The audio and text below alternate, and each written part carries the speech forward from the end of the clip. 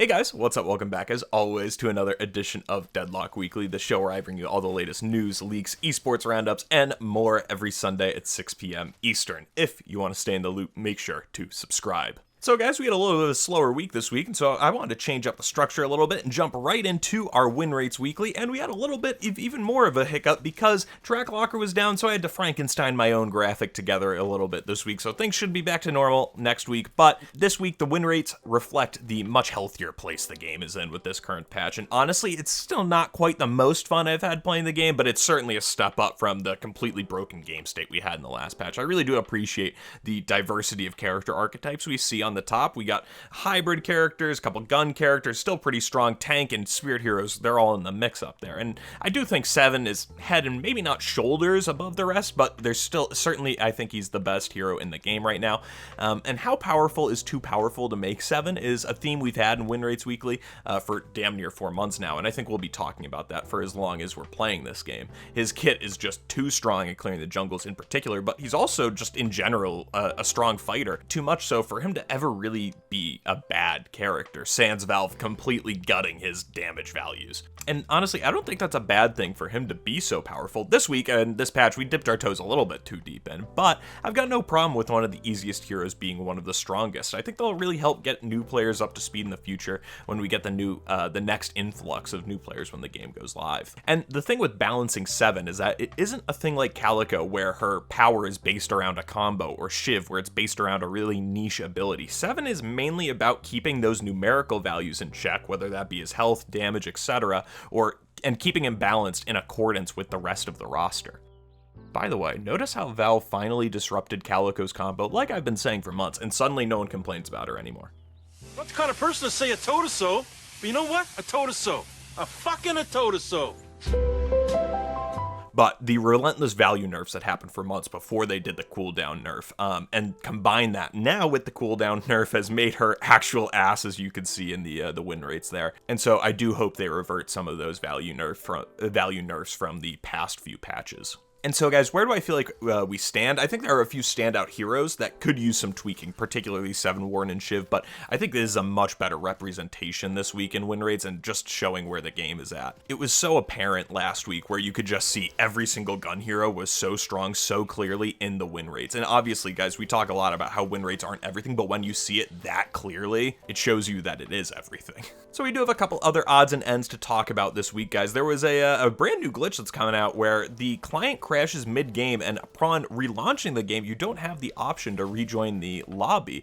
Just no play button at all. And this seems to be a new glitch, and I'm seeing reports of it popping up all over the place all of a sudden, and I've seen some folks saying uninstalling and verifying the game works, but nothing really seems too concrete. The Deathy Death Slam was actually impacted by this for a little while last night. So guys, if you've had any issues with this, please drop your solution down in the comments. It looks like as a community, we're still kind of on the forefront of trying to figure this one out. And then guys, I ran a poll on the channel this week talking about who the strongest hero in the game is, and to say people think Shiv is the strongest hero in the game is an understatement.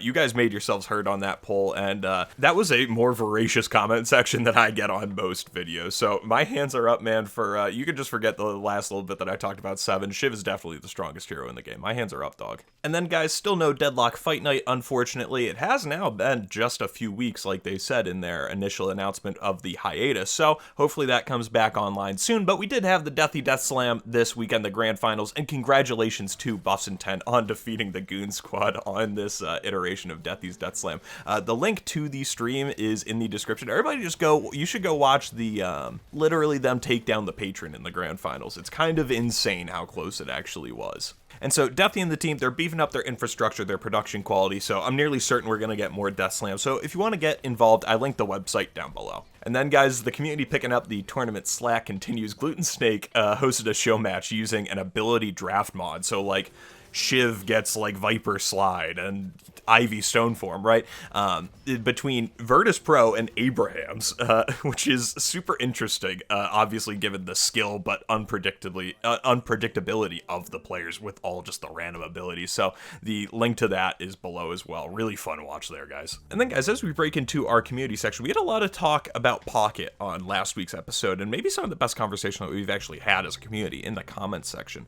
I love seeing people go back and and forth on what they like or didn't. And one thing that I should mention, though, is that when we look at leaks like this, we're standing outside the factory, looking in through like the crack in a vent. This isn't stuff that's really meant to be judged or held to the same standard of that which is already in the game. We're getting a sneak preview at something that may or may not even be coming. So please feel free. I mean, obviously, I encourage you to make your opinion known, but just know that getting emotionally invested in leaks is a quick way to be disappointed or to be angry. We'll talk about this in a second, but I'm sure there's going to be skins that if this does wind up becoming Pocket's new model, you can change his hair.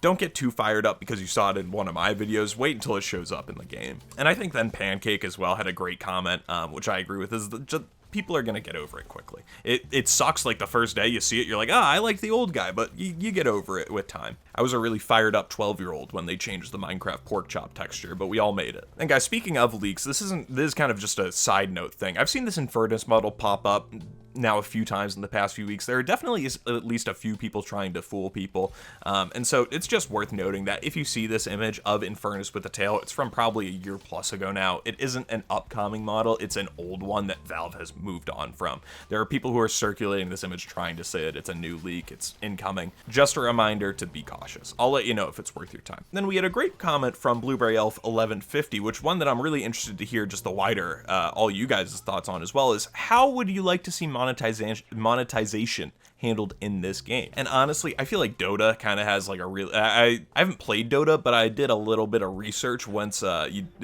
saw this question, and I think voice packs might be the most like genius monetization thing that like has ever happened, especially now in like the era of influencers and like everybody's a celebrity kind of in one way or another, where it's like I feel like Valve can make a ton of money just doing random voice packs for random people, or even like not so random people, right? Like, doesn't Gabe Newell have a Dota one? Like, I would buy that in an instant.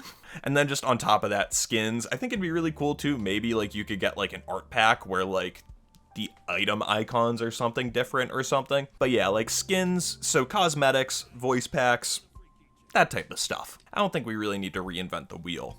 Then moving on, guys, Piebun commissioned this jacketless Abrams mod, which you've probably actually seen Piebun before. Some of their art makes a lot of really cool stuff. And the mod here was made by Hawks Dolem, and the link is below to that. Super cool.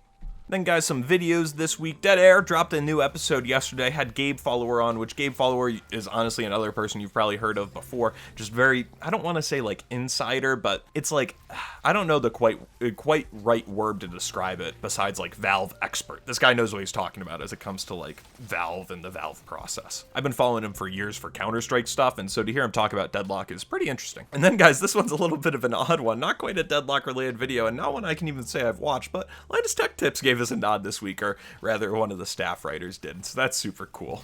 And then another funky Deadlock video this week, guys. The first Deadlock video they made talked a lot about the things that he liked, and this one is a bit more of his thoughts on balance and gameplay, a little bit more constructive criticism here. That's all I got for you this time, guys. Thanks so much for watching, and thanks to our members. If you do want to support the channel and get some videos early and more, please consider joining up with those guys. But if you did just enjoy the video, I'd love for you to subscribe so we get next week's in your feed. Thanks so much. I hope you have a fantastic week, and I will see you again next weekend.